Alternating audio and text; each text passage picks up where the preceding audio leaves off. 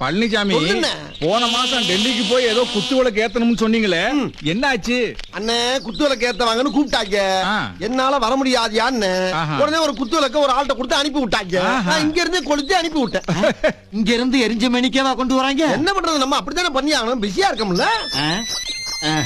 மறுபடியும் அவங்க தான் போன் பண்றாங்க பாரு. அவங்களா? Hello Palaniswami speaking. நூடல்ஸா? யாரு? இல்ல மத்திய மந்திரி கூப்பிடுறாரு. அங்க என்னமோ டெல்லியில பஞ்சாயத்தான் வந்து தீர்த்துட்டு போகணும் கையோட வர சொல்லி போன வாரமே கூப்பிட்டாங்க. எனக்கு இங்க நிறைய பஞ்சாயத்து இருக்கு, வர முடியாதுன்னு ஏமாத்திக்கிட்டே இருந்தேன். அதெல்லாம் எனக்கு தெரியாது. நாளைக்கு மத்தியான சாப்பாடுக்கு நீங்க இருக்கணும்னு ரொம்ப கூப்பிடுறாங்க. வந்துட்டாங்கல்ல. யாரு? பிளேட்ல ஆள் விட்டு தர்றாங்க. நைட்ல ஆளு விட்டு தர்றாங்களா? பழனிசாமி நாங்க வர்றோம்ப்பா. எவ்வளவு பிட்டு இழத்தாப்பா அந்த காது தாங்க. வாங்க எம்புட்டு போய் லேசா புழுந்தாவே கண்டுபிடிச்சிடறாங்கல்ல. அது சரி, அவங்க நம்ம வாயை பார்த்து பார்த்து வருஷ கணக்கா பழகிட்டாங்கல்ல, கண்டுபிடிக்கத்தானே செய்வாங்க.